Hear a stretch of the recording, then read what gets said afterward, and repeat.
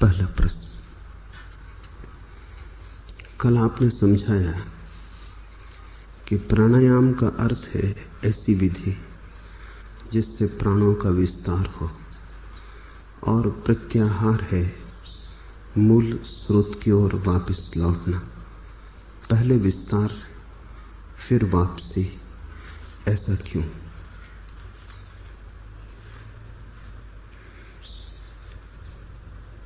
क्योंकि जीवन विरोध से निर्मित है और जीवन के होने का और कोई ढंग नहीं। श्वास बाहर जाती है फिर भीतर वापस लौटती है।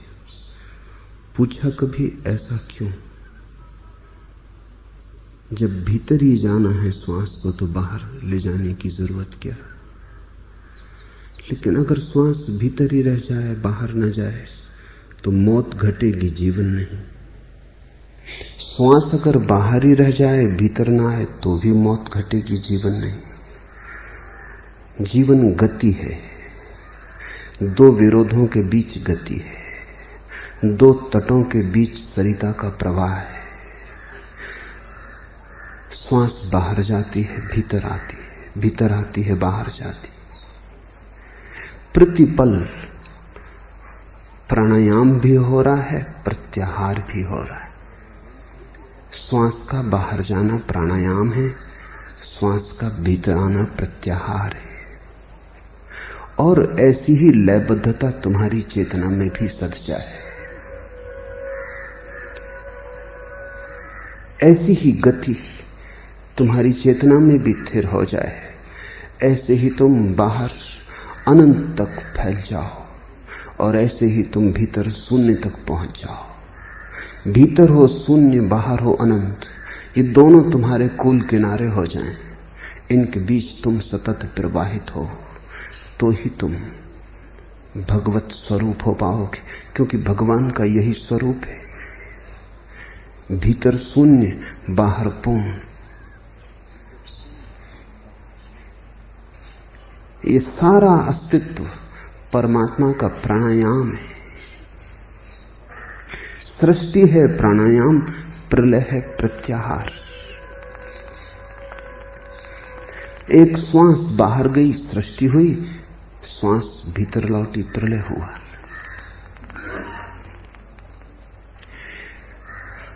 इसे तुम अगर ठीक से समझ पाओ तो जीवन में सब जगह दिखाई पड़ेगा।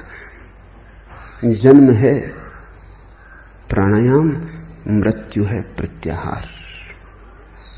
जन्म में तुम फैलते हो, मृत्यु में सिकुड़ जाते हो, वापस लौट जाते हो।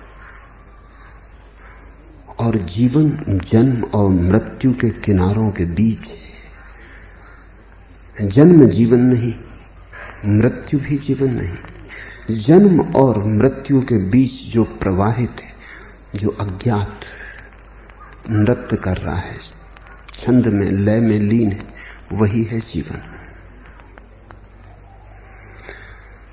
मन की आकांक्षा है तर्क युक्त होने की, और जीवन है विरोध युक्त, इसलिए जीवन अतर्क है। और जिन्होंने तर्क से जानना चाहा वे भटके और कभी पहुंचे नहीं।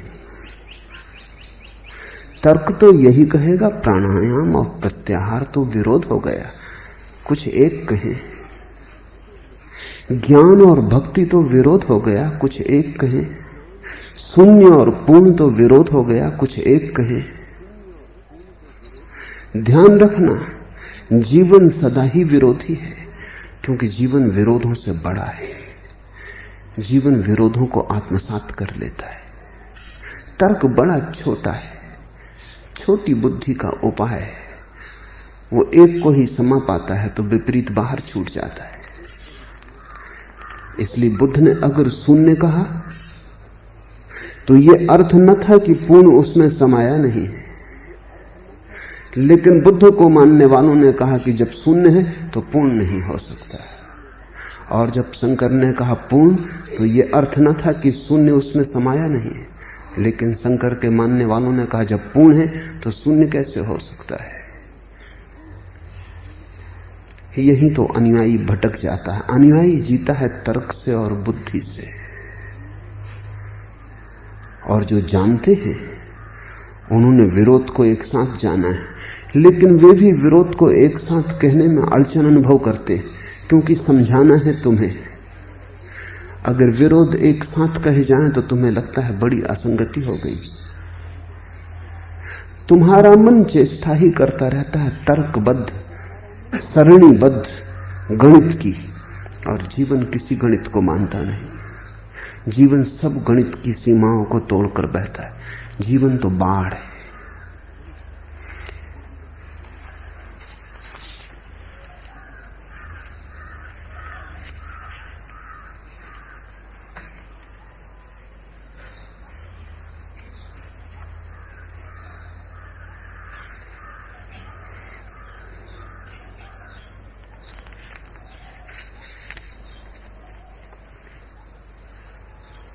दूसरा प्रश्न, कल आपने अकाम की सूक्ष्म विवेचना की। स्वप्न अवस्था में भी अकाम आ जाए, इसकी कीमिया पर कुछ उपदेश दें। तुम स्वप्न की चिंता न करो, तुम जागृत में ही साथ लो। जागृत में जो सध जाएगा वो स्वप्न में अपने आप उतरने लगता है, क्योंकि तुम्हारे स्वप्न तुम्हारे जागृत की प्रतिध्वनियां हैं।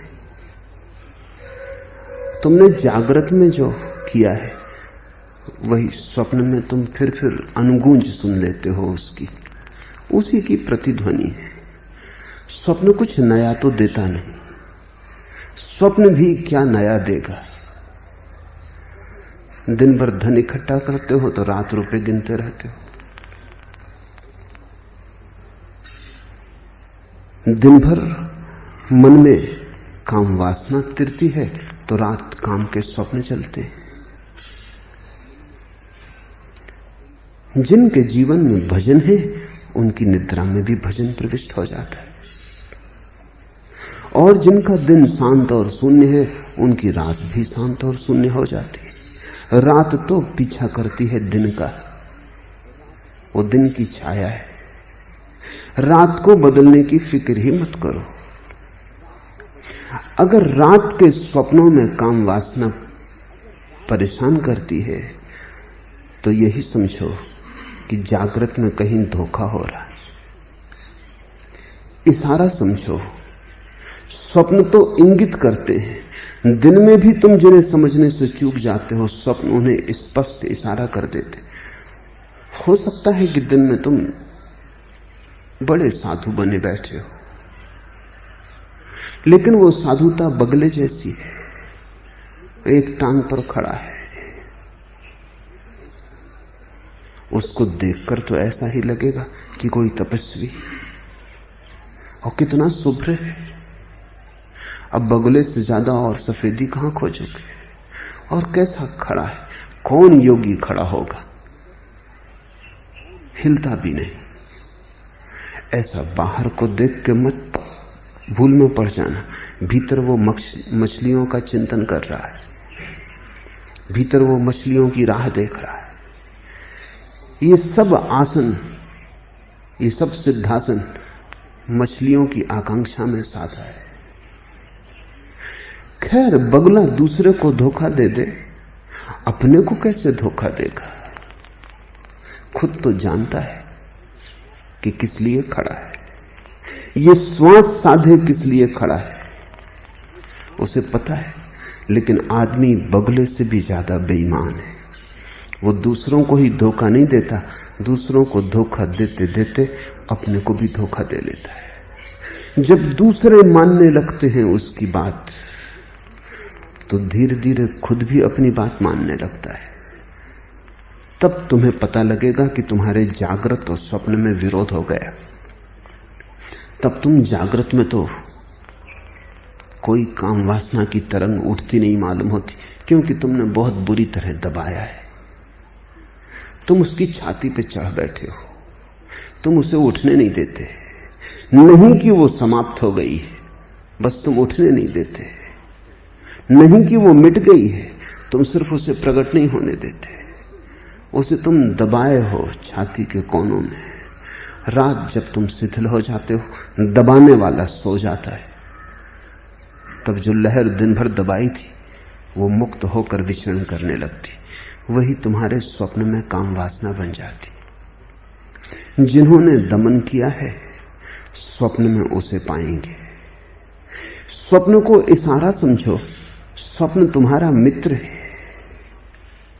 वो यही कह रहा है कि दबाने से कुछ भी ना होगा, रात हम प्रकट हो जाएंगे। दिन भर दबाओगे, रात हम फिर मौजूद हो जाएंगे। किसी तरह दूसरों को धोखा दे लोगे, अपने को भी धोखा ले लोगे, लेकिन हमसे छुटकारा ऐसा नहीं होगा। अब तुम पूछते हो कि स्वप्न में भी काम वासना से मुक्त होने के लिए क्या करें। इससे ऐसा लगता है कि जागृत में तो तुम मुक्त हो ही गए हो, अब रह गई है स्वप्न से मुक्त होने की बात। यही भ्रांति है। स्वप्न इतना ही कह रहा है कि जागृत में भी तुम मुक्त नहीं हुए हो, क्योंकि जिस दिन जागृत में मुक्त हो जाओगे उस दिन स्वप्न में कुछ बचता ही नहीं। स्वप्न तो तुम्हारी ही सूक्ष्म कथा है। तुम मुझसे ये पूछ रहे हो कि जैसे हमने जागृत में दबा लिया, ऐसी कोई तरकीब हमें बता दें कि स्वप्न में भी दबा लें। फिर तो तुम्हारी मुक्ति का कोई उपाय न रह जाएगा, क्योंकि जो दबा है वो सदा मौजूद रहेगा और कभी न कभी प्रकट होगा। वो तो धधकता हुआ ज्वालामुखी है, बाहर लपटे ना आए, इससे क्या होता है? भीतर तो तुम जलोगे और सड़ोगे, भीतर तो तुम गलोगे, कैंसर की तरह बढ़ेगा रोग, तुम्हारे रोए रोए में फैल जाएगा। नहीं, स्वप्न को समझो। स्वप्न की समझ इतना ही कह रही है कि दिन में तुमने कुछ चालबाजी की है, दिन में तुमने कुछ धोखा किया है। अब दिन को अपने समझने की कोशिश करो कि कहां तुम धोखा किए हो, कहां तुमने दबाया है, और जहां तुमने दबाया हो वहां उसे उघाड़ो। मन का एक गहरा सूत्र समझ लो कि जैसे वृक्षों की जड़ें अगर अंधेरी भूमि में दबी रहें तो ही अंकुरण जारी रहता है, पत्ते आते हैं, फूल लगते हैं, फल लगते हैं। अगर तुम वृक्ष की जड़ों को उखाड़ लो, भूमि के बाहर, अंधेरे गर्त के बाहर निकाल लो, रोशनी में रख लो, वृक्ष मर जाता है। ठीक यही मन का सूत्र है। मन में जो भी रोग हो उन्हें निकालो बाहर, रोशनी में लाओ। रोशनी मौत है रोग की। तुम उल्टा करते रहे हो और तुम्हारे तथाकथित धर्मगुरु तुम्हें उल्टा ही समझाते रहे। वो कहते रहे और दबा दो, बिल्कुल दबा दो, जड़ का पता ही ना चले। लेकिन जड़ जितनी गहरी जड़ जाएगी, जितनी गहरी दबा दी जाएगी, उतना ही खतरा हो रहा है, उतने ही तुम्हारे जीवन में विष फैल जाएगा। उघाड़ो, अपने को अपने आंखों के सामने लाओ। छिपो मत, भागो मत, जागो। तो दिन में भी खोदो अपनी जड़ों को, लाओ रोशनी में, देखो। इसे ही मैं ध्यान कहता हूं। ध्यान कोई विधि थोड़ी है कि तुमने कर ली और छुटकारा हुआ। ध्यान एक सतत प्रक्रिया है होश की। 24 घंटे उठते बैठते ध्यान रखो। राह पर तुम जा रहे हो, एक सुंदर स्त्री पास से गुजर गई या सुंदर पुरुष पास से गुजर गया, जिसको तुम लुच्चा कहते हो, वो ठिठक के खड़ा हो गया, देखने लगा, इसलिए लुच्चा कहते हैं।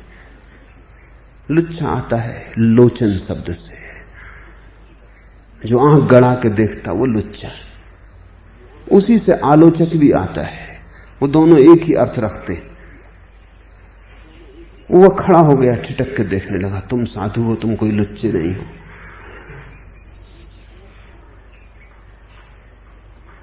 तुम चोरी छिपा के देखते हो, तुम ठिठक के नहीं देखते, तुम दूसरे बहाने देखते हो।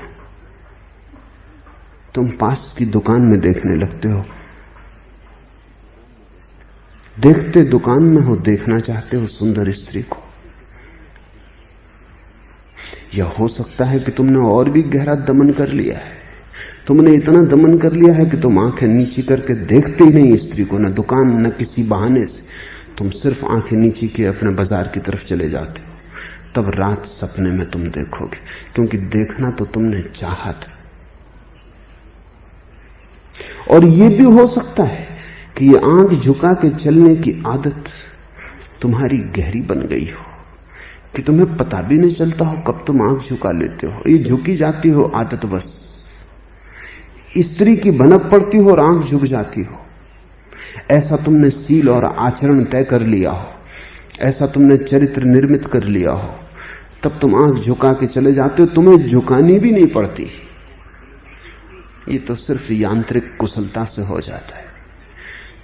तुम्हें शायद पता भी ना चले कि स्त्री पास से गुजरी थी, लेकिन आंख का झुकना बताता है कि तुम्हें चाहे ऊपर से पता ना चला हो, भीतर तुम्हारे प्राणों में कोई कपा, कोई हवा का झोंका भीतर गया, कोई तरंग उठी, उसी तरंग ने आंखें झुका दी। आंखें झुकाना बचने की तरकीब है। तुम गुजर गए। दुनिया तुम्हें संत कहेगी, सज्जन कहेगी, साधु कहेगी। इससे अहंकार को मजा भी आएगा, रस भी मिलेगा, रिस्पेक्टेबिलिटी, आदर मिलता है। तुम और भी धार्मिक होने लगोगे, आंख भी फोड़ सकते हो। अहंकार ऐसा है कि आदमी कुछ भी कर सकता है, लेकिन इससे तुम किसे धोखा दोगे? तुम्हारे अंतरतम को तुम धोखा न दे पाओगे। रात के अंधेरे में, गहरी तंद्रा में, बेहोशी में जब तुम पड़े होगे, तब तुम्हारा सज्जन तो सोया है, संत तो गहरी नींद में पड़ा है। तब मन में वे सब राग उठने शुरू होंगे जो तुमने दबाए। वे गीत गूंजने लगेंगे जो तुमने अनसुने किए। उन्हीं से स्वप्न निर्मित होगा। स्वप्न जब निर्मित हो तो ये मत सोचना कि स्वप्न में कुछ खराबी है। स्वप्न तो मित्र है, वो तो ये कह रहा है कि तुमने खूब गहरा धोखा दे दिया, अभी भी चेतो। इस धोखे से कुछ सार नहीं, मैं भीतर मौजूद हूं। ऐसे काम वासना ना जाएगी। जाग कर पहचानो अपनी वृत्ति को, होश को संभालो। असली सवाल पास से गुजरी स्त्री को देखने या न देखने का नहीं है, तुम्हारे भीतर जो देखने की तरंग उठी उसको देखने या न देखने का है। स्त्री देखी तो, स्त्री न देखी तो कोई बड़ा सवाल नहीं है। तुम्हारे भीतर जो तरंग देखने की उठी थी, जो वासना उठी थी, उसे देखा कि नहीं?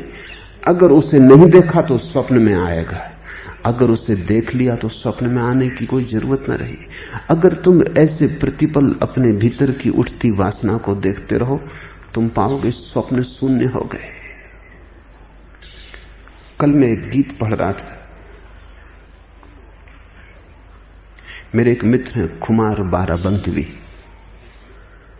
उर्दू के कवि हैं। उनकी पंक्ति है, हो न हो अब आ गई मंजिल करीब, रास्ते सुनसान नजर आते हैं। जैसे जैसे मंजिल करीब आने लगेगी, मन के रास्ते सुनसान नजर आने लगेंगे, वीरान होने लगेंगे। वहां स्वप्न से भी मिलना ना होगा। बाजार तो खो ही जाएंगे, बाजारों की प्रतिछवियां भी खो जाएंगी। मित्र और शत्रु तो विदा हो ही जाएंगे, उनकी डोलती छायाएं भी विदा हो जाएंगी। हो न हो अब आ गई मंजिल करीब, रास्ते सुनसान नजर आते। जब तुम्हारे भीतर रास्ते सब सुनसान नजर आने लगे, तब पहचान लेना कि अब मंजिल बहुत दूर नहीं है, करीब है।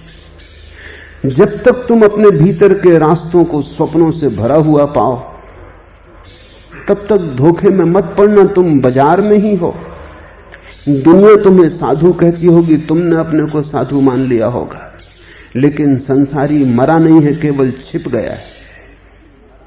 और छिपा संसारी और भी खतरनाक है, क्योंकि छिपा संसारी वैसे ही जैसे कोई छिपा रोग। प्रकट हो तो इलाज भी हो जाए, छिपा हो तो इलाज भी मुश्किल। और रोगी अगर इंकार करता हो कि मैं रोगी हूं ही नहीं, तो चिकित्सक भी क्या करे? कम से कम रोगी स्वीकार करे कि मैं रोगी हूं तो कुछ हो सकता है। और ये कोई छोटे छोटे लोगों के जीवन की घटना नहीं है। जिनको तुम बड़े बड़े महात्मा कहते हो, उनके जीवन में भी यही उपद्रव है। महात्मा गांधी को भी जीवन के आखिरी दिनों में भी काम वासना के स्वप्न आते रहे, स्वप्न दोष होता रहा, मगर वो आदमी ईमानदार थे, यद्यपि गलत रास्ते पर थे। क्योंकि अगर जीवन भर की चेष्टा के बाद भी और स्वप्न में काम वासना पकड़ती हो, तो उसका अर्थ है कि चेष्टा गलत रास्ते पर होती रही। चेष्टा में कोई कमी न थी, उन जैसा चेष्टारत आदमी तुम न पा सकोगे। बड़ी निष्ठा से उन्होंने मेहनत की थी, लेकिन निष्ठा से थोड़ी मंजिल पास आती। अकेली निष्ठा से अगर मंजिल पास आती होती तब तो कोई भी पहुंच जाता। ना अकेली निष्ठा से मंजिल आती है पास, ना अकेली ठीक राह से मंजिल आती है पास। जब ठीक राह से निष्ठा का मिलन होता है तब मंजिल पास आती है। तुम कितनी ही ईमानदारी से रेत से तेल निचोड़ने की कोशिश करो, तुम्हारी ईमानदारी थोड़ी पर्याप्त है। रेत में तेल होना भी तो चाहिए। तुम कहो कि मैं कितनी निष्ठा, कितनी श्रद्धा से निचोड़ रहा हूं, अटूट है, अखंड है मेरी निष्ठा, पर इससे क्या होगा? रेत में तेल होना भी तो चाहिए। और दूसरा आदमी तुमसे कम निष्ठा से भी निचोड़े, लेकिन अगर तिल के दानों से निचोड़ता हो तो शायद मिल जाए, क्योंकि तेल वहां है। यह भी हो सकता है कि कोई तिल के दाने भी रखे बैठा रहे, लेकिन आस्था ही ना हो, तो निचोड़ेगा कैसे? इसलिए जब निष्ठा और ठीक मार्ग का मिलन होता है तब जीवन में क्रांति घटती। जीवन के अंत तक गांधी को स्वप्न पीड़ित करते रहे, मगर मैं कहता हूं वे ईमानदार आदमी थे, तुम्हारे दूसरे साधु संतों की तरह नहीं कि स्वप्न तो सताते रहे और उन्होंने कभी बाहर उनकी चर्चा ना की। उन्होंने तो खुले चर्चा की। उनके शिष्य इससे परेशान थे। शिष्य चाहते थे इसकी खुली चर्चा मत करो, क्योंकि शिष्यों को चोट लगती कि हमारे गुरु को और ऐसे सपने आते। शिष्यों का जो गुरु के प्रति महात्मा का भाव था वो, और शिष्यों के अहंकार को पीड़ा होती कि लोग क्या कहेंगे। वो गांधी को कहते ये चर्चा खुली मत करो। गांधी ने अंतिम दिनों में एक युवा स्त्री के साथ नग्न बिस्तर पर सोना शुरू किया। कई शिष्य तो भाग गए, उनमें से कई बड़े गांधीवादी हैं जो भाग गए थे, अब वही ठेकेदार हो गए। अब वो कहते हैं वही वसीयतदार है। वही थे जो भाग गए थे गांधी के खिलाफ और गांधी के विरोध हो गए थे कि ये क्या गड़बड़ है, ऐसा कहीं सुना देखा। लेकिन गांधी की पीड़ा को कोई भी ना समझा। गांधी की पीड़ा ये थी, आखिर में उन्हें तंत्र शास्त्रों का संबंध जुड़ा। जीवन भर उन्होंने ब्रह्मचर्य की व्यर्थ चेष्टा में गंवाया। अंत में उन्हें तंत्र शास्त्रों का पता चला कि अगर वासना से मुक्त होना हो तो जागना जरूरी है, और जागना हो तो परिस्थिति चाहिए। भागने से कुछ भी ना होगा। तो परिस्थिति पैदा करने के लिए एक नग्न युवती के साथ रात सोते थे 1 वर्ष तक, ताकि परिस्थिति पूरी रहे और उनके मन में कोई वासना उठे तो वो देख सके, पहचान सके। जिंदगी भर दबाया था, अब उघाड़ने के लिए भी बड़ी अथक चेष्टा करनी पड़ी। ये नग्न युवती के साथ सोना उसे जगाने की अथक चेष्टा थी, जिसको अपने ही हाथों दबाया था।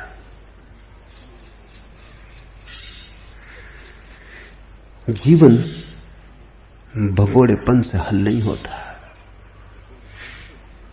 जीवन तो साक्षात्कार करने से हल होता है। जीवन की सभी समस्याओं का साक्षात्कार करना होगा। मत पूछो कि स्वप्न में काम वासना से मुक्त करने के लिए क्या करो। इतना ही जानो कि स्वप्न में जो वासना आ रही है वो तुम्हारे जागरण में दबाई गई। जागरण में मत दबाओ, जागरण में जागो और देखो। उघाड़ो। तुम्हें तकलीफ होगी, क्योंकि तुम्हारे अहंकार को बड़ा बुरा लगेगा कि मैं ब्रह्मचारी, सन्यासी, त्यागी और काम वासना मेरे भीतर है। मगर ऐसे झूठे मोह को छोड़ना पड़े, ऐसे झूठे दंभ का कोई सार नहीं। वो तो है ही, तुम देखो या ना देखो, इससे भेदना पड़ेगा। देख लो तो शायद मुक्ति भी हो जाए। और यही समझ लेने की बात है कि सिर्फ दर्शन से भी मुक्ति हो जाती। तुम एक चेष्टा करो कुछ महीनों के लिए, कुछ भी दबाओ मत। जो भी भीतर आता हो उसे आंख के पर्दे पर पूरा का पूरा भीतर आ जाने दो।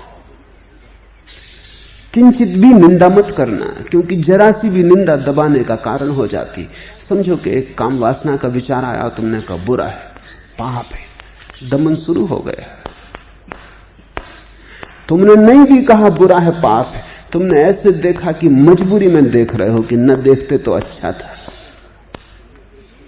तुमने भगवान से कहा भगवान ये क्या दिखला रहा है, बस दमन शुरू हो गया। निर्णय तुमने लिया, अच्छा कहा बुरा कहा, शिकायत की, पश्चाताप किया, अपराध का भाव अनुभव किया, किसी तरह का मूल्यांकन किया और दमन शुरू हो गया। तुम ऐसे ही देखो जैसे तुम्हारा कुछ लेना देना नहीं है, जैसे तुम वृक्ष में लगे फूलों को देखते हो या आकाश में उड़ते बादलों को देखते हो या राह से चलते लोगों को देखते हो। कोई प्रयोजन नहीं है, चुपचाप देखते हो जैसे तुम्हारा कुछ लेन देन नहीं है। निष्पक्ष, दूर खड़े, साक्षी भाव से, तब वृत्तियां अपने पूरे रूप में उभरती। घबरा मत जाना, क्योंकि जन्मों जन्मों दबाया है। जब वो पूरे रूप में उभरेंगी तो तुम्हें ऐसा लगेगा क्या मैं पागल हुआ जा रहा हूं, ये क्या हो रहा है, क्या सब मेरा नीति धर्म नष्ट हो जाएगा, क्या मेरा सब चरित्र टूट जाएगा, खंडित हो जाएगा, क्या मैंने इतनी मुश्किल से कठिनाई से अपनी जो प्रतिष्ठा बनाई है वो सब धूल धूसरित हो जाएगी। घबराना मत, यही साहस है। इसी साहस को मैं तपश्चर्या कहता हूं। धूप में खड़े होने में कोई साहस नहीं है, नग्न बर्फ में खड़े होने में भी कोई साहस नहीं है। सब शरीर की कसरतें थोड़े अभ्यास से आ जाती। बड़े से बड़ा साहस मैं भीतर जैसा हूं वैसा ही देख लेने में, और उसी से रूपांतरण हो जाता है, उसी से क्रांति घट जाती है। तुम जरा देखो, यहां तुम देखना शुरू करोगे, अचानक तुम पाओगे कि स्वप्न के रास्ते खाली होने लगे। क्योंकि जो जो तुम जागने में देख लोगे, फिर तुम्हारी आत्मा को स्वप्न में दिखाने का कोई प्रयोजन न रहा। जो तुमने ही देख लिया उसे दिखाने की क्या जरूरत रही। स्वप्न खाली हो जाएंगे, और काश तुम्हारी रात स्वप्नों से खाली हो जाए तो समाधि हो जाएगी। पतंजलि ने कहा है सुसुप्ति और समाधि में जरा सा ही भेद है, बड़ा जरा सा भेद है। वो भेद इतना ही है कि सुसुप्ति मूर्छित है और समाधि जागृत है।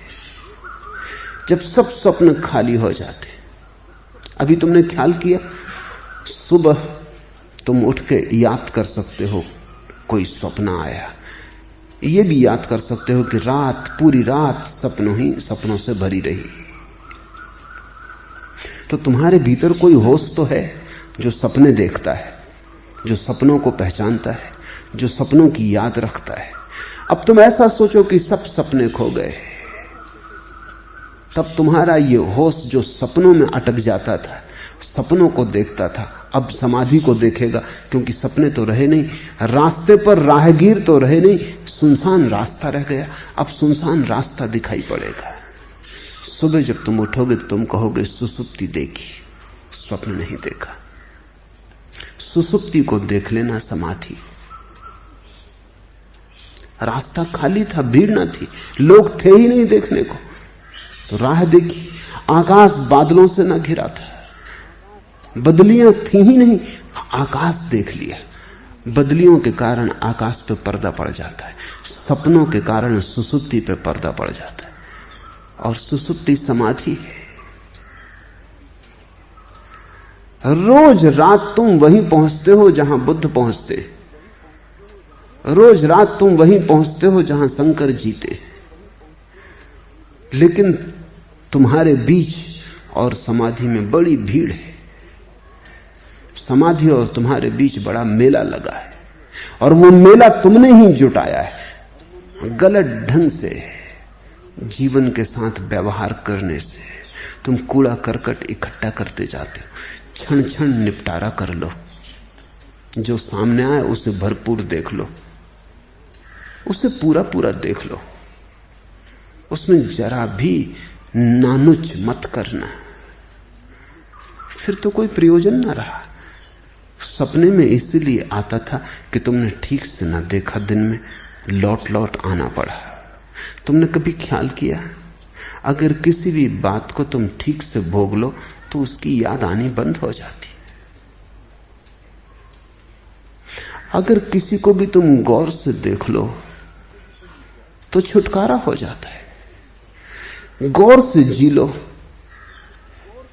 तो फिर कोई राग रंग बंधे नहीं रह जाते, अधूरे अनुभव अटके रह जाते, और मन की आकांक्षाओं ने पूरे करने की होती। तो जो जो तुम अधूरा जिए हो वो तुम्हारे पास इकट्ठा हो गया, उसकी भीड़ इकट्ठी हो गई है। अब कृपा करो, ऐसा मत करो, और सपने में मत पूछो मुझसे कि कैसे उसको रोके। सपने से इतना ही पहचानो कि जागरण में रोका है, जागरण में भी मत रोको। मैं ये नहीं कह रहा हूं कि जाओ और जो भी तुम्हारे मन में वासना उठे उसे पूरा कर गुजरो, मैं ये नहीं कह रहा हूं, क्योंकि उस तरह तो तुम पूरा करने की चेष्टा भी कर लिए हो, वो भी पूरा नहीं हुआ है। जन्मों जन्मों आदमी वही करता रहा है। क्रोध करने से कहीं क्रोध गया है, काम करने से कहीं काम गया है, लोभ करने से कहीं लोभ गया है। यही द्वंद्व है। करो तो मजबूत होता है, क्योंकि अभ्यास बनता है। आज क्रोध किया, कल क्रोध किया, परसों भी क्रोध किया था, तो क्रोध की श्रृंखला मजबूत होती चली जाती। अभ्यस्त क्रोधी हो जाते हो तुम। फिर जरा सा चिंगारी मिली कि क्रोध आदतवश उभर आता है। करो तो अभ्यास बनता है, दबाओ तो भीतर घाव बनते। दोनों के मध्य में मार्ग है, न तो करो न दबाओ, सिर्फ देखो। यही साक्षी का सूत्र है। सिर्फ दृष्टा बनो, कर्ता मत बनो। दोनों हालत में तुम कुछ करते हो। अगर क्रोध आ गया तो या तो तुम दूसरे पर क्रोध को फेंकते हो या अपने भीतर दबाते हो, दोनों गलत है। काम वासना उठी तो या तो दूसरे पर उलीझते हो या अपने ही भीतर दबाते हो, दोनों गलत है। ना तो उलीझो किसी पर, क्योंकि किसी ने तुम्हारा क्या बिगाड़ा है, और तुम्हारी वासना के द्वारा दूसरे पर उलीझकर तुम दूसरे को भी वासना के कीचड़ कबाड़ में घसीट रहे हो। उसकी वैसी ही समस्याएं कुछ कम न थी और आप मिल गए। वो अपनी ही उलझनों में उलझा था और आपने और उलझा दिया। नहीं, उलीचो मत किसी पर, क्योंकि जिस पर भी तुम उलीचोगे वो भी तुम पर वापस में उलीचेगा। आज तुम किसी पर वासना आरोपित करोगे तो उसकी भी वासना है, वो तुम पर आरोपित करेगा। इसलिए तो वासना में बंधन मालूम पड़ता है। तुम जिसे बांधते हो वो तुम्हें बांध लेता है, तुम जिसे भोगते हो वो तुम्हें भोगने लगता है, तुम जिसे पकड़ते हो वो तुम्हें पकड़ लेता है। किसी पर उलीचो मत, न काम न क्रोध न कुछ और अपने भीतर भी मत दबाओ। जब दूसरे पर इतनी कृपा की तो अपने पर भी कृपा करो। तुमने भी तुम्हारा क्या बिगाड़ा है, दबाओ भी मत। और दोनों के मध्य में बड़ी बारीक, बड़ी सूक्ष्म यात्रा है। देखो, भरपूर देखो, क्योंकि देखने से किसी का कोई नुकसान नहीं हो रहा है। और जैसे जैसे तुम देखोगे तुम पाओगे देखते देखते ही एक जागरण आया, देखते देखते ही होश उठा, और होश ही सब कुछ है।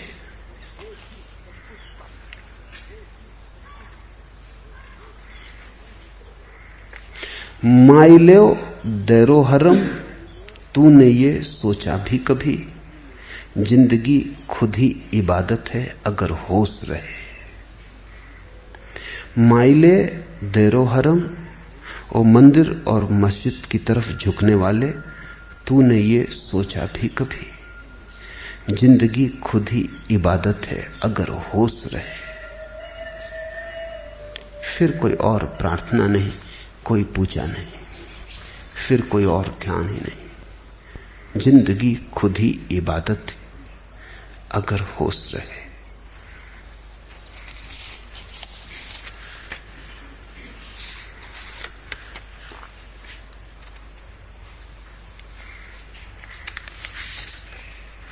तीसरा प्रश्न, आपने कहा कामना अनिवार्यता दुख में ले जाती है, तो क्या पुण्य की कामना, धर्म की कामना, भगवान की कामना भी दुख में ही ले जाएगी?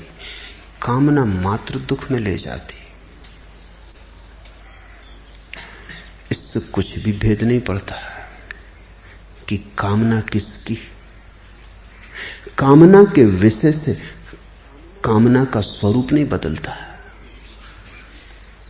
धन चाहो तो भी चाह वही है, धर्म चाहो तो भी चाह वही है, चाह का स्वरूप वही है। चाह का अर्थ है कि तुम जहां हो, जैसे हो, वहां तृप्त नहीं। धन चाहिए तो तृप्त होगे, धर्म चाहिए तो तृप्त होगे। चाह का अर्थ है तुम असंतुष्ट हो, अतृप्त हो। चाह असंतोष से उठी हुई आह है। फिर असंतोष किस बात का है, इससे कोई फर्क नहीं पड़ता। असंतोष है, संतोष नहीं है। कामना तुमने किसकी की, इससे क्या फर्क पड़ता है। कुछ लोग जमीन पर अच्छा मकान बना रहे हैं, कुछ लोग स्वर्ग में अच्छा मकान बना रहे हैं। मैं एक दिन राह से निकल रहा था, एक महिला मेरे पास आई और उसने मुझे एक पैम्फलेट दिया। पैम्फलेट पे एक बड़ा सुंदर भवन बना हुआ था, बगीचा, फूल, झरने बह रहे, और ऊपर लिखा, क्या आपको एक अच्छे बंगले की तलाश है। मैंने सोचा ये क्या मामला। उसको उलट के देखा तो वो बंगला यहां का नहीं, वो ईसाई मिशनरियों का प्रचार था स्वर्ग में, जहां चश्मे बह रहे हैं, फूल लगे, वृक्ष हैं, सुंदर बंगले बने हैं। अंदर लिखा था कि यदि ऐसे भवन आपको स्वर्ग में चाहिए तो सिवाय जीसस के और कोई मार्ग नहीं।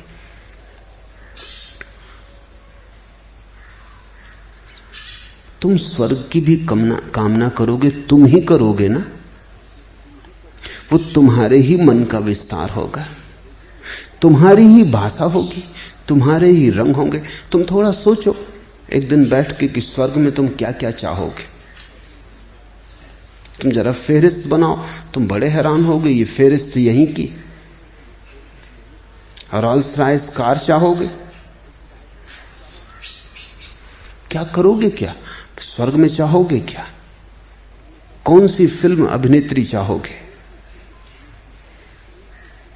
ताजमहल चाहोगे वहां। थोड़ा फेरिस्त बनाओ अपने स्वर्ग की। डरना मत, फाड़ देना, किसी को दिखाना थोड़ी, खुद ही बनाना। लेकिन उससे ये जाहिर हो जाएगा कि तुम चाहोगे क्या। अगर स्वर्ग देने को परमात्मा राजी हो और कहे कि लो क्या मांगते हो, तुम क्या मांगोगे, वो मांगे बता देंगी कि तुम्हारा स्वर्ग तुम्हारे संसार का ही विस्तार है।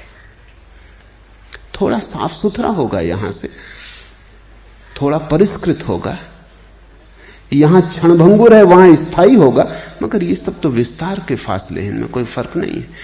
यहां अभिनेत्री थोड़े दिन में बूढ़ी हो जाएगी, वहां कभी ना होगी। वहां कहते हैं 16 साल के बाद उम्र बढ़ती ही नहीं स्त्रियों की स्वर्ग में। 16 पर ही रुक गई है। उर्वशी लाखों साल पहले भी 16 की थी, अभी भी 16 की। तुम जब भी जाओगे तभी 16 की पाओगे। इससे कुछ उर्वशी के संबंध में पता नहीं चलता। इससे मनुष्य की कामना का पता चलता है कि वो चाहता है स्त्री 16 पर रुक जाए। स्वर्ग में चश्मे बह रहे हैं शराब के।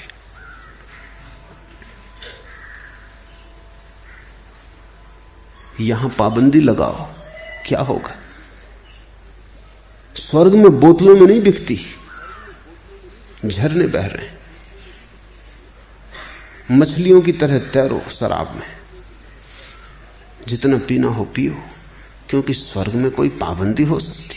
अगर वहां भी पाबंदी रही, नियम विधि विधान रहा और लाइसेंस लेना पड़ा, तो ये भी कोई स्वतंत्रता हुई? ये तो परतंत्र ही रही। नहीं, वहां कोई पुलिस वाला भी खड़ा नहीं मिलता चौरस्ते पर। स्वर्ग तुम्हारे ही सपनों का जाल है। तुम भगवान को भी चाहते हो, किस लिए? दुख के कारण, पीड़ा के कारण, अशांति के कारण।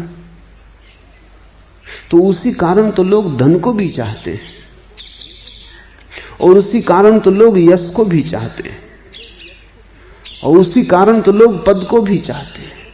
तो परमात्मा तुम्हारा समझो परम पद हुआ। ऐसा तो कहते भी हैं तुम्हारे साधु सन्यासी के परमात्मा यानी परम पद। साधु सन्यासियों की भाषा थोड़ी तुम समझो तो तुम बड़े हैरान होगे। उनकी भाषा का बड़ा सूक्ष्म विश्लेषण करना जरूरी। वो कहते हैं इस धन में क्या रखा है, आज छिन जाएगा, कल छिन जाएगा। अरे उस धन को खोजो जो कभी न छिनेगा, लेकिन खोजो धन को ही। तो ये तो बड़े मजे की बात हुई, जो इस धन को खोज रहे हैं जो छिन जाएगा। ये भोगी, ये भ्रष्ट, ये पापी, ये नरक में पड़ेंगे, क्योंकि ये क्षणभंगुर धन को खोज रहे हैं। और जो शाश्वत धन को खोज रहे हैं, ये पुण्यात्मा, ये महात्मा। इन दोनों में फर्क क्या है? इतना ही फर्क समझ में आता है कि क्षणभंगुर को खोजने वाला थोड़ा कम चालाक, शाश्वत को खोजने वाला ज्यादा होशियार, कुशल, ज्यादा बेईमान।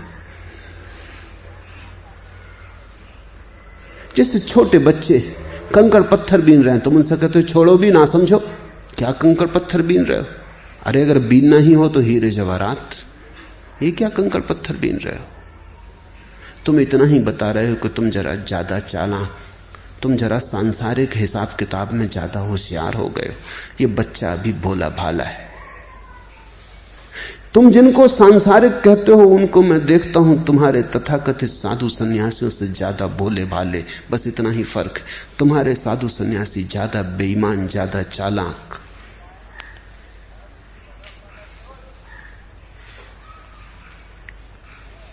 शाश्वत अमृत अनंत की खोज चल रही है। कामना वही है। जो मैं कह रहा हूं वो बड़ी भिन्न बात है, जो शंकर कह रहे हैं वो बड़ी भिन्न बात है, जो बुद्ध कह रहे हैं वो बड़ी भिन्न बात है। वो तुमसे ये नहीं कह रहे हैं कि तुम सत्य की कामना करो, कि तुम परमात्मा की कामना करो। वो ये कह रहे हैं कि जब सब कामना छूट जाती है तो परमात्मा मिलता है। ये बड़ी अलग बात है। जब सब कामना छूट जाती है तो परमात्मा मिलता है। इसलिए परमात्मा को पाने की कामना तो की ही नहीं जा सकती, क्योंकि तब तो वही बाधा हो जाएगी। जब सब कामना, बेशर्त रूप से सब कामना छूट जाती, जब कामना नहीं रह जाती मन में, जब काम नहीं रह जाता, तब जो शेष बचता है वही राम है। इसलिए राम को कोई चाह नहीं सकता, चाह छोड़ सकता है। राम को पा सकता है, लेकिन राम को चाह नहीं सकता। चाह की भूल हो गई।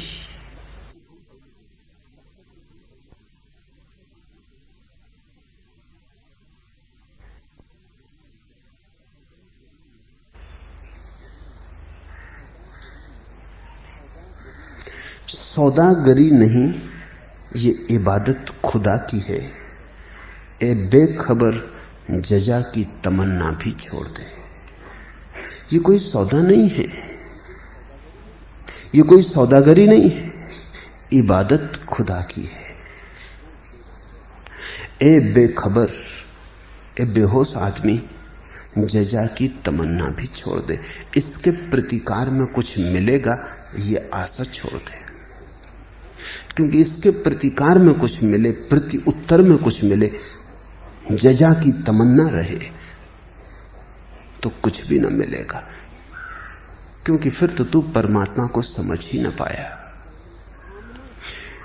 कामना छूट जाने का परिणाम है परमात्मा। कामना छोड़ने से मिलता नहीं, मिल जाता है। इसलिए तुम पाने के लिए भी अगर इस तरह सब कामना छोड़ो, तुम ये भी कर सकते हो कि अच्छा परमात्मा की भी कामना छोड़ देंगे, अगर इसी तरह मिलता है तो ये कामना भी छोड़ देंगे, मगर पाके रहेंगे तो तुम्हें न मिलेगा, तो तुम चूक जाओगे। तुम समझे ही नहीं बात। तुम इसे आधार नहीं बना सकते दावा का, तुम दावेदार नहीं हो सकते। ये कोई सौदागरी नहीं है, इबादत है खुदा की। इसे समझो। जैसे ही तुम्हारे भीतर कोई कामना नहीं रह जाती, तुम कहते हो मैं तृप्त हूं जैसा हूं,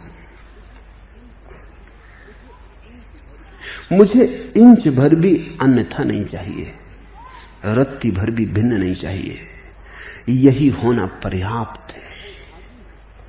अहोभागी हूं। और तुम नाचते हो, गाते हो, क्योंकि जैसे हो परम सुख है, कोई कामना न रही। तुम सम्राट हो गए, तुम भिखारी न रहे। इसी सम्राट से उस परम सम्राट का मिलन होता है। सम्राट से मिलना हो तो सम्राट हो जाना जरूरी। समान ही समान से मिल पाता है।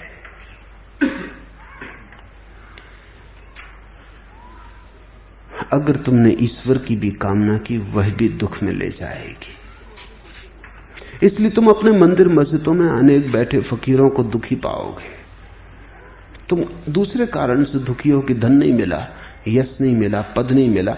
वो दुखी हैं कि अभी परमात्मा नहीं मिला, मगर दुख जारी है। जहां कामना है वहां विषाद होगा, क्योंकि कामना कोई भी पूरी नहीं होती। कामना का स्वभाव ही दुष्पूर है। बुद्ध ने कहा है तृष्णा दुष्पूर है। ऐसा नहीं कि तुम्हारी सामर्थ्य की कमी है इसलिए तुम उसे नहीं भर पाते, न भरना उसका स्वभाव है। तुम कितना ही कुछ करो, भरती नहीं, भर सकती नहीं। भरना उसने जाना ही नहीं, वो उसकी नियति नहीं। जिस दिन कोई व्यक्ति कामना का ये दुष्पूर स्वभाव समझ लेता है, उस दिन वो परमात्मा को चाहने की कामना नहीं करता, वो सारी कामना को छोड़ देता, गिरा देता है। उस गिरने के क्षण में ही वो अचानक पाता है, अरे जिससे मैं खोजता था वो घर में रहा, जिसे मैं तलाशता था वो भीतर मौजूद है। मेरी कामना के अंधेपन के कारण उसे देख न पाया। इसलिए शंकर कहते हैं कि वो प्रभु तेरे भीतर मौजूद है। जिस दिन भी तू सारी दौड़धाप को छोड़कर, आपाधापी को छोड़कर, कामना को छोड़कर अपने घर वापस लौट आएगा, अपने घर में बैठेगा निश्चिंत विश्राम में, अहोभाव में, कुछ पाना नहीं, कहीं जाना नहीं, उसी दिन अचानक तू पाएगा एक नया संगीत भीतर बजने लगा। वो बज तो सदा से रहा था, लेकिन कामना के शोरगुल के कारण सुनाई ना पड़ता था। वो बड़ी धीमी आवाज थी, वो बड़ी सूक्ष्म आवाज थी। अहिर्निश उसका नाद था, लेकिन सुने कौन? तुम घर पर न थे और परमात्मा तुम्हारे घर में था। तुम अपने घर कभी आते ही नहीं, तुम्हें फुर्सत कहां घर लौटने की। इतना विस्तार है कामनाओं का, कभी एक के पीछे कभी दूसरे के पीछे। तुम्हें फुर्सत कहां है कि तुम अपने घर आओ और उसे देख लो जो तुम्हारे घर सदा से ही ठहरा हुआ है। परमात्मा को खोजने कहीं जाना नहीं, अपने घर लौट आना है। वही है प्रत्याहार।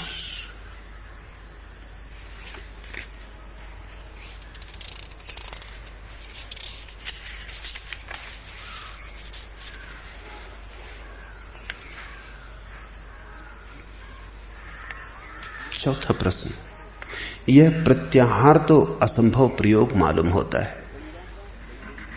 गंगा का गंगोत्री में लौट जाना और वृक्ष का लौटकर पौधे और बीच में समाना क्या संभव है?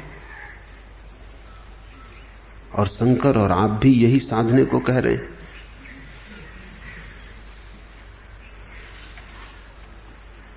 गंगा का गंगोत्री में लौटना या वृक्ष का वापस बीज में समाना तुम्हें असंभव मालूम पड़ता है। यही रोज घट रहा है। बीज रोज फिर वृक्ष बन जाता है। वो पास लगे गुरमोहर में लटके हुए बीज देखो, सारा वृक्ष बीज बन गया है। और गंगा रोज गंगोत्री लौटती है, चढ़कर बादलों में, घटाओं में, फिर बरसती है हिमालय पर, फिर गंगोत्री में लौट आती। ये रोज ही घट रहा है। फिर तुम कहोगे फिर करने की क्या बात है? करने की बात इतनी है, इस घटती घटना को जाग कर देखना। ये सोते सोते घट रहा है। अनेक बार तुम अपने घर लौट आते हो, लेकिन तुम्हें होश नहीं। तुम सरायों में ठहरने के इतने आदी हो गए हो कि तुम घर भी लौट आते हो तो उसे भी सराय समझते हो। मेरे एक मित्र, उनका धंधा ऐसा है कि उन्हें दिन रात यात्रा करनी पड़ती। महीने में 4-5 दिन ही घर लौटते। घर लौटते तो उन्हें नींद नहीं आती, क्योंकि रेल की खड़बड़ में उनकी सोने की आदत हो गई। जब तक वो ट्रेन में न सोए उन्हें नींद नहीं आती। वो मुझसे कहने लगे बड़ी मुसीबत है। कोई 20 साल से यही काम करते हैं। तो जब तक शोरगुल न मचता हो और हर घड़ी आधा घड़ी के बाद फिर स्टेशन न आता हो और फिर आवाजें और फिर धूम धक्का, उन्हें नींद नहीं आती। तो मैंने उन्हें कहा तुम एक काम करो, तुम रेलवे लाइन के पास क्यों नहीं मकान किराए से ले लेते? उन्होंने कहा ये बात जची। मैं बड़े बड़े डॉक्टरों के पास हो आया, अब उन्होंने रेलवे लाइन के पास मकान ले लिया। अब वो बड़े मजे में, अब वो घर में भी सो जाते हैं, क्योंकि फिर ट्रेन निकली, हर 10-15 मिनट में ट्रेन निकल रही। वो बड़े प्रसन्न है। तुम्हें कठिनाई लगेगी उनकी सोचने में, क्योंकि तुम जब पहली दफा ट्रेन में जाओगे तो नींद ना आएगी। आदत, सभी आदतें बांधने वाली हो जाती। तुम अपने घर के बाहर इतने रहे हो कि जब तुम घर भी आते हो तो तुम घर नहीं आते। पहचान ही नहीं होती, प्रतिविज्ञा नहीं होती। लगता है ये भी कोई सराय है, ठहरे रात सुबह चल पड़े। गंगोत्री में रोज गंगा लौटती है और तुम पूछते हो कठिन। तुम अपने मूल स्रोत पर बने ही हो और तुम पूछते हो कठिन। तुम अपने मूल स्रोत से दूर जाओगे भी कैसे? जाओगे भी कहां? ख्यालों में गए होगे, असलियत में नहीं जा सकते। ऐसे जैसे रात तुम पूना में सो जाओ और सपना देखो कलकत्ते का, तो क्या सुबह उठ के फिर ट्रेन पकड़ के पूना वापस लौटना पड़े? सपने में कलकत्ते में थे तो सुबह उठ के क्या भागोगे कि अब ट्रेन पकड़ें घर जाएं? ना, सुबह तुम जाग के पाओगे पूना में ही सो रहे हो। अपने से दूर जाना सिर्फ एक ख्याल है, सिर्फ एक विचार है। अगर तुम मुझसे पूछो और तुम्हें अड़चन ना हो तो मैं कहना चाहूंगा गंगा गंगोत्री से कभी गई ही नहीं, बीज कभी वृक्ष बना ही नहीं। एक सपना देखा है कि वृक्ष हो गए, एक सपना देखा कि गंगोत्री से गंगा निकल आई, सागर की तरफ चली। क्योंकि अपने स्वभाव से बाहर जाने का उपाय कहां? तुम मुझसे पूछते हो कि स्वभाव में लौटना बड़ा कठिन है। मैं तुमसे यह कह रहा हूं कि स्वभाव से बाहर जाना कठिन ही नहीं, असंभव है। कोई कभी गया नहीं। तुम इसी क्षण बुद्ध हो, इसी क्षण जिन हो, इसी क्षण परमात्मा हो, लेकिन तुम्हारे ख्याल तुम्हारे ख्याल कुछ और है, तुम कहते ये बात जस्ती नहीं, मैं तो पान की दुकान करता हूं, कैसे बुद्ध हो सकता? पान की दुकान करने से कुछ बाधा है? कोई बोधि वृक्ष के नीचे बैठने से बुद्ध होता है?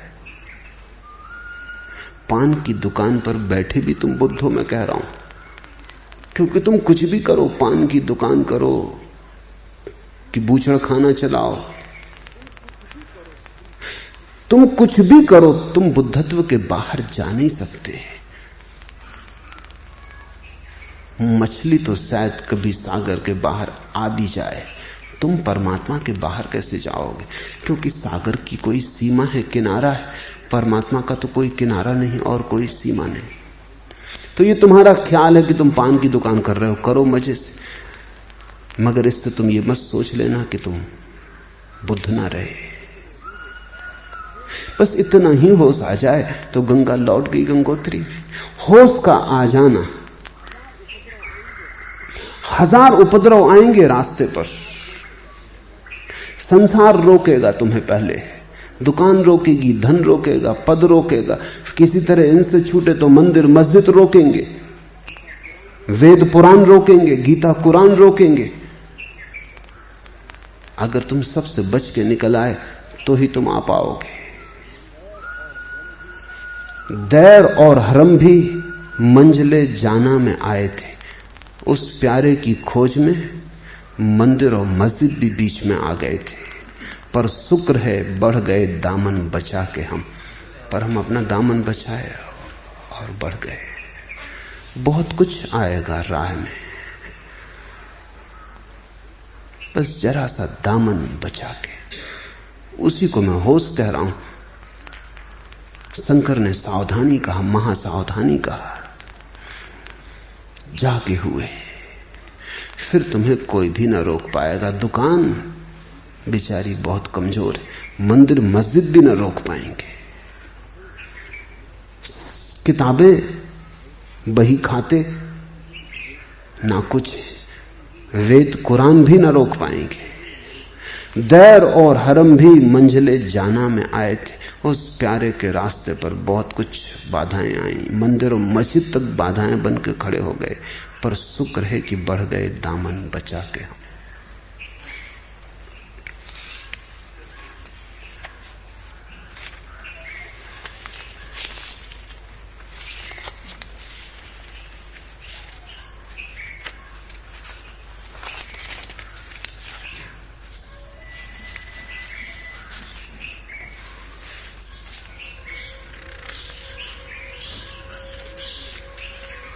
पांचवा प्रश्न, आप जो ध्यान प्रयोग कराते हैं उसमें योग और भक्ति का समावेश है, तो क्या प्रत्याहार के लिए दोनों आवश्यक है? जीवन दो ढंग का हो सकता है। एक जीवन होता है जो केवल आवश्यक के आधार पर निर्मित होता है, और एक जीवन होता है जो अतिशय के आधार पर निर्मित होता है। मोर को नाचते हुए देखो, क्या पंखों में जो इंद्रधनुषों के रंगों का फैलाव है वो आवश्यक है? पंख अगर काट दो तो मोर की जीवन में क्या कोई कठिनाई और अड़चन आ जाएगी?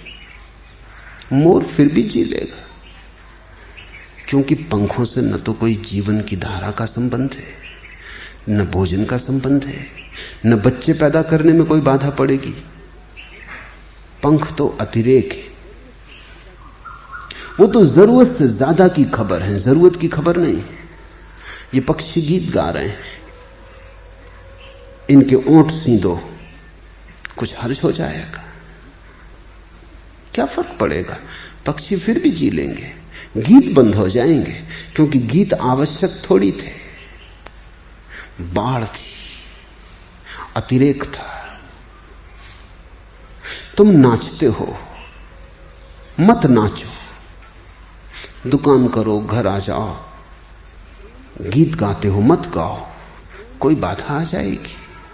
प्रेम करते हो मत करो, दुकान करना काफी है। प्रेम न करोगे तो क्या अड़चन आ जाएगी? क्या मर जाओगे? नहीं जो प्रेम करते वो भी जी रहे हैं, नहीं जो गीत गाते वो भी जी रहे हैं, बल्कि शायद थोड़ी ज्यादा ही अच्छी तरह से जी रहे हैं, क्योंकि वो उपद्रव भी बचा, उतनी शक्ति बचती है वो भी धन कमाने में लगा देते। लेकिन तुम्हारे जीवन की गरिमा खो जाएगी। आवश्यक से जीने का मामला कंजूस का है। मैं तुम्हें यहां आवश्यक से जीना नहीं सिखा रहा हूं, मैं तुम्हें यहां आवश्यक के पार जाना सिखा रहा हूं। ऐसे जियो अतिरेक से। मैं भी जानता हूं अकेले ज्ञान से भी परमात्मा मिल जाता है, कोई भक्ति की जरूरत नहीं है। अकेली भक्ति से भी परमात्मा मिल जाता है, कोई ज्ञान की जरूरत नहीं है। लेकिन तब परमात्मा पाना भी तुम्हारा बड़ा सौदे जैसा हिसाब हुआ, बिल्कुल जरूरी जरूरी चलते हो। 2 पैसे से जहां काम चल जाए वहां 3 पैसा भी खर्च करने में घबराते हो, बड़ी कृपणता हुई। परमात्मा के रास्ते पे भी तुम कंजूस रहे। मैं तुम्हें जरा दिल फेंक होना सिखा रहा हूं। काम तो चल जाएगा, मुझे भी पता है कि लोग ज्ञान से भी पहुंच गए, भक्ति की कोई जरूरत न थी। कोई मीरा जैसे नाचे तंबूरा लेके, इसकी कोई जरूरत न थी। लेकिन फिर भी मैं कहूंगा, अगर तुम नाच सको तो परमात्मा के एक दूसरे ही रूप का तुम्हारे सामने आविर्भाव होगा। वो गणित का नहीं है, वो काव्य का है। मिलने को तो मिल जाएगा परमात्मा, ज्ञान से भी, शुष्कता से भी, गणित से भी। लेकिन परमात्मा के भी पास गए और आवश्यकता से गए, वो संबंध भी जरूरत का संबंध रहा। उस संबंध में भी उछले ना, कूदे ना, बहे ना, पिघले ना। उस संबंध में भी भोग की परम घड़ी ना आई, वो भी व्यवसाय रहा। भक्ति से भी लोग पहुंच गए, कोई ज्ञान जरूरी नहीं, लेकिन पहुंच तो गए। लेकिन जहां पहुंचे उसका बोध, वो आवश्यक नहीं है पहुंचने के लिए, छोड़ा जा सकता है। लेकिन मैं तुमसे कहता हूं, जब अति से मिलता हो तो आवश्यक के लिए क्यों चेष्टा करनी? जब अति से मिल सकता हो और जब जीवन परम विलास बन सकता हो, परम भोग बन सकता हो, तो क्या कंजूस की तरह चलना? क्या कदम फूंक फूंक के रखना? जहां नाचना हो वहां कदम फूंक फूंक के नहीं रखे जाते, और कदम फूंक फूंक के रखने वाला आदमी नाचने में कुशल नहीं हो सकता। तुम कब अपनी कृपणता तोड़ोगे? तुम कब बहोगे निर्बाध? क्योंकि मेरे देखे जीवन का जो परम सौभाग्य है वो अतिशय में है। देखो मोर को, पंखों पर परमात्मा ने इतने रंग भरे, इतनी मेहनत की है। अगर कोई वैज्ञानिक मोर को बनाए तो एक बात पक्की समझना, पंख नहीं होंगे, बिल्कुल फिजूल है। क्या जरूरत है इनकी?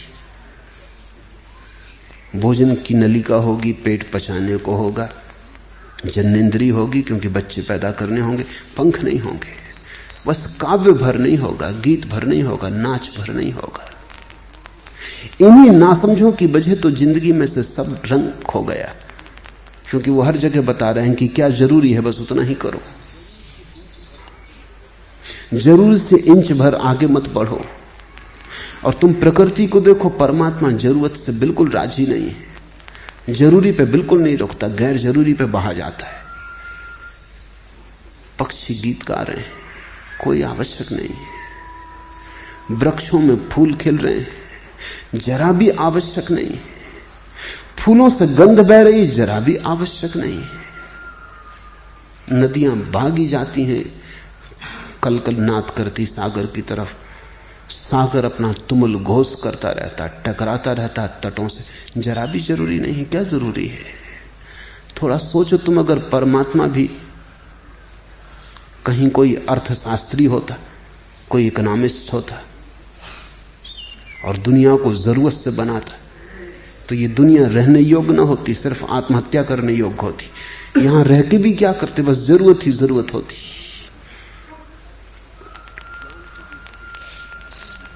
ज्ञान से भी पहुंच जाओगे, भक्ति से भी पहुंच जाओगे, लेकिन ज्ञान भक्ति से दोनों से जिस ढंग से पहुंचोगे वो पहुंचना और है, वो मजा और है।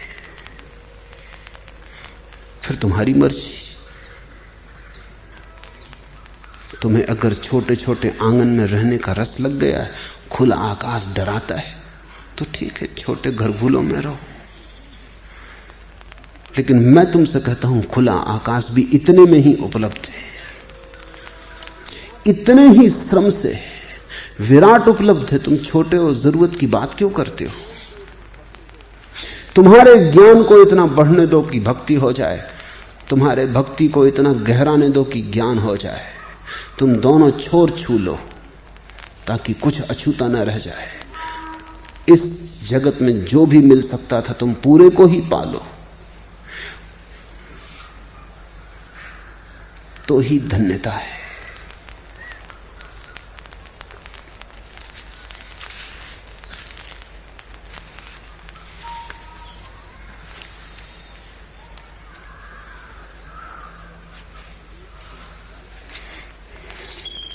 छठवां प्रश्न, आपको रोज सुन रहा हूं, समझ में भी बात उतरती है, आंखों से आंसू टपकते हैं, भूचाल की भांति हृदय डोलता है और लगता है कि आत्मज्ञान का दिन है यह, लेकिन वह आता नहीं।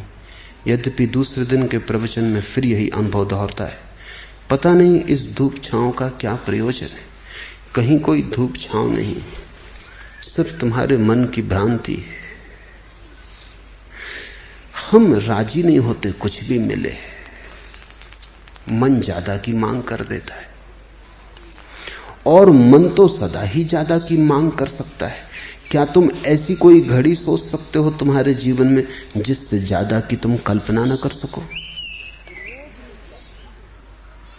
रोज मिलता है, क्योंकि आत्मज्ञान ही मैं बांट रहा हूं। रोज तुम पे बरसता है। तुम्हारी आंखें ठीक कहती हैं क्योंकि आंसू बहाती हैं, वो ज्यादा पहचान लेती हैं, तुम्हारी बुद्धि से ज्यादा समझदार है। और तुम्हारा हृदय ठीक खबर देता है क्योंकि डोलने लगता है, मगर तुम्हारी खोपड़ी मजबूत है, ठोस है। वो खोपड़ी सोचे जाती कि हाँ कुछ तो हो रहा है, लेकिन अभी पूरा नहीं हुआ, अभी आत्मज्ञान तो हुआ ही नहीं। आत्मज्ञान है क्या? कब होगा? जब तुम मानोगे कि अब हुआ। क्या हो जाएगा जब तुम मानोगे कि अब हुआ? कोई कसौटी है तुम्हारे पास? नहीं, मन तुम्हें धोखा दे रहा है। आंसुओं की सुनो, हृदय की गुनो। विचार तो सदा ही तुम्हें धोखा देगा। विचार तो कहेगा इस हाँ हुआ, पर अभी पूरा नहीं हुआ। क्या है पूरा? कब होगा पूरा? तुम अगर परमात्मा के सामने भी पहुंच गए, तुम कहोगे हाँ पाया, लेकिन अभी पूरा नहीं पाया। क्योंकि परमात्मा में भी तुम कुछ ना कुछ विस्तार तो कर ही सकते हो कि नाक थोड़ी लंबी होती, कि और तो सब ठीक लगते हैं, जरा कान कंधों को छूते जैसे बुद्ध महावीर के छूते, कान जरा छोटे, कि आजान बाहु नहीं है। क्या तुम सोच सकते हो कि परमात्मा अगर तुम्हें मिल जाए तो तुम एकदम राजी हो जाओ कि पूरा पाया? मन कभी कहते नहीं कि पूरा पाया। मन की आदत ही नहीं है, वो मन का हिसाब नहीं। मन कहता है हाँ मिला, मगर अभी और मिल सकता है। ये मन तो तुम्हें सब जगह भटकाएगा। इसे छोड़ो, आंसुओं का भरोसा करो, श्रद्धा करो आंसुओं पर। वे ज्यादा सरल, ज्यादा स्वाभाविक, ज्यादा आंतरिक है, ज्यादा हार्दिक है, ज्यादा प्राथमिक है। भरोसा करो हृदय की धड़कन का, क्योंकि वही नृत्य पहली दफे उतरता है। और बुद्धि आदमी की है, सभ्यता की है, समाज की है, शास्त्रों से आई है, उधार है। आंसू तुम्हारे हैं, बुद्धि तुम्हारी नहीं। बुद्धि तुम्हें किसी ने दी है, आंसू किसी ने नहीं, तुम लेकर आए थे। हृदय तुम्हारा है, हृदय में उठते कंपन तुम्हारे हैं, हृदय में उठते संवेदन तुम्हारे, वो तुम्हें किसी ने दिए नहीं, यद्यपि दूसरों ने उनको छीन लिया है। सब तरह के अवरोध खड़े कर दिए। और अगर तुम हृदय और आंखों की सुन सको, अगर तुम अपने प्राणों की सुन सको, तो कौन फिक्र करता है कल की, कौन चिंता करता है आत्मज्ञान की। आनंद का ये क्षण तुम्हें अहोभागी बना जाएगा। तुम धन्यवाद से भरोगे। एक गहरी इबादत, एक गहरी प्रार्थना तुम्हारे भीतर उतर आएगी। तुम परमात्मा को धन्यवाद दोगे कि मेरी पात्रता से ज्यादा मुझे तूने दिया, आज दिया जबकि कोई भरोसा ही न था। फिर धूप छांव का खेल मालूम ना पड़ेगा। आज का निपटारा आज हो गया, कल जब फिर देगा फिर धन्यवाद दे देंगे। और आज और कल को तौलना भी मत, क्योंकि सब तुलना मन की है, बुद्धि की है। जीवन में प्रत्येक क्षण अनूठा है। कल फिर सुबह होगी, कल फिर उसकी वर्षा होगी, कल फिर धन्यवाद दे देना। और 2 दिनों को कभी तौलना मत और 2 क्षणों को कभी तौलना मत, क्योंकि एक साथ 2 क्षण तो मिलते ही नहीं, एक ही क्षण मिलता है। सब तौल मानसिक है, अस्तित्व में तो कोई तौल संभव नहीं। और अगर ऐसे तुम बढ़ते जाओ, धन्यभागी, अहोभागी, कृतार्थ, गहन कृतज्ञता से भरे, तो आत्मज्ञान कहीं कोई ऐसी कोई चीज थोड़ी ही कि एकदम अचानक तुम्हें मिल जाएगी। ऐसे ही ऐसे बढ़ता जाता है, ऐसे ही ऐसे गहन होता जाता है। आत्मज्ञान कोई वस्तु थोड़ी है, प्रक्रिया है। आत्मज्ञान कोई चीज थोड़ी है कि कहीं रखी है, एकदम झपट्टा मार दोगे तुम्हें मिल जाएगी। आत्मज्ञान तुम्हारा रूपांतरण है, तुम्हारा विकास है। और आत्मज्ञान का कोई अंत नहीं है।